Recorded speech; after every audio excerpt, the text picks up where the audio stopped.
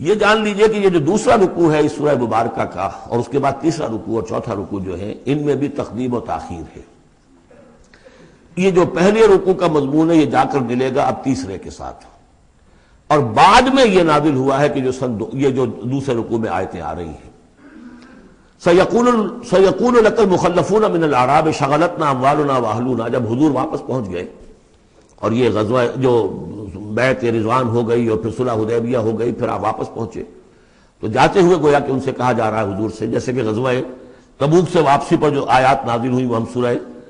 سورہ توبہ میں پڑھ چکے ہیں۔ ان قریب کہیں گے وہ لوگ جو پیچھے رہ جانے والے تھے، من الاعراب، اعراب میں سے، شغلتنا اموالنا واہلونا، حضور نے عام اعلان کروایا تھا، فرض نہیں تھا، سب کے لیے لازم نہیں تھا، عمرے کے لیے چلنے کے لیے کہا تھا چلیں، جتنے لوگ چل سکتے ہیں چلیں۔ تو اب آئیں گے یہ وہ اعراب جو ہیں بادیہ نشین، اور وہ کہیں گے حضور ہم مشغول رہے اپنے اموال میں، اپنے ڈھور ڈنگر کی دیکھ بھال میں، اپنے اہل و عیال میں، ہم آپ کے ساتھ نہیں جا سکے، فاستغفر لنا، تو ہمارے لیے استغفار کیجئے۔ یقولون بألسنتہم ما لیس فی قلوبہم، یہ لوگ اپنے منہوں سے وہ کچھ کہہ رہے ہیں اپنی زبانوں سے، ان کے دلوں میں نہیں ہے، دلوں میں کچھ اور ہے۔ یہ منافقوں کا تذکرہ ہو رہا ہے اعراب میں سے۔ قل فمن یملک لکم من اللہ شیئا ان اراد بکم ضرا او اراد بکم نفعا، ان سے کہیے کہ اگر اللہ تعالیٰ نے تمہارے لیے کوئی بھی اگر ضرر کا فیصلہ کیا تھا تو، اور اگر خیر کا فیصلہ کیا تھا تو کون سی چیز روک سکتی ہے؟ من یملک لکم من اللہ شیئا، کون ہے وہ کہ جو اختیار رکھتا ہو تمہارے بارے میں اللہ کی طرف سے کچھ بھی، اگر اس نے ارادہ کیا ہو ضرر کا، یعنی اگر کوئی خرابی ہونی تھی تو کیا تمہارے یہاں ہونے کی وجہ سے رک جانی تھی؟ یا اگر خیر کوئی آنا تھا تو تمہاری غیر موجودگی میں نہیں آ سکتا تھا؟ یعنی پیچھے رہ جانا چاہیے ماندار، کیوں رہ گئے؟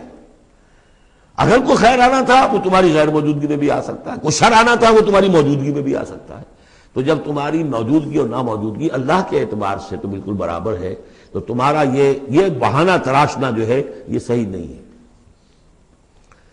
بل کان اللہ بما تعملون خبیرا، بلکہ تم جو کچھ کرتے رہے ہو اللہ اس سے باخبر ہے۔ وہ کیا ہے؟ اب ان کے دل کی بات اللہ تعالیٰ، ان کے دل میں جو چور تھا، بل ظننتم، تمہیں یہ گمان ہو گیا تھا، ان لن ينقلب الرسول والمؤمنون الى اہلہم ابدا، ان کو یہ گمان ہوا کہ ان کا تو معلوم ہوتا ہے کہ واقعتاً کوئی دماغ خراب ہو گیا مسلمانوں کا، قریش پر چڑھائی کر کے جا رہے ہیں، قریش، یہ تو سمجھیے کہ ان کے لیے ابھی تک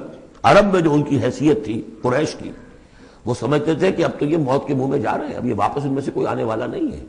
بل ظننتم، تم نے یہ گمان کیا تھا، ان لن ينقلب الرسول والمؤمنون الى اہلہم ابدا، کہ اب واپس آئیں گے ہی نہیں رسول اور اہل ایمان اپنے گھر والوں کی طرف۔ وَزُيِّنَ ذَلِكَ فِي قُلُوبِكُمْ، اور یہ تمہارے دلوں میں کھما دی گئی بات، وَظَنَنْتُمْ ظَنَّ السَّوْءِ، اور تم نے بہت برا گمان کیا، وَكُنْتُمْ قَوْمًا بُورًا، اور تم ہو ہی تباہ ہونے والے لوگ۔ یہ منافقین اعراب کا تذکرہ ہو رہا ہے، اور یہ کب ہو رہا ہے؟ سن 6 میں۔ سن 2 کے اندر جو معاملہ تھا وہ بھی ہم دیکھ چکے ہیں، وہ جو سورہ محمد کے اندر آیا معاملہ، جبکہ ابھی یہ مرحلہ شروع ہو رہا تھا، ابھی قتال کا سلسلہ شروع ہونے والا تھا، اس وقت بھی ان کے دلوں میں صلح جوئی، امن سے کام کرو، صلح سے کام کرو، یہ خامخواہ جو ہے یہ اس طرح کی مہم جوئی مناسب نہیں ہے، اس وقت ان کا یہ خیال تھا۔ وَمَن لَّمْ يُؤْمِن بِاللَّهِ وَرَسُولِهِ فَإِنَّا أَعْتَدْنَا لِلْكَافِرِينَ سَعِيرًا، جو کوئی اللہ اور اس کے رسول پر ایمان نہ رکھے تو اللہ تعالیٰ نے ایسے کافروں کے لیے تو جہنم تیار کر رکھی ہے۔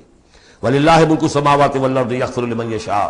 اور اللہ آسمانوں اور زمین کی بادشاہی اللہ ہی کے لیے ہے،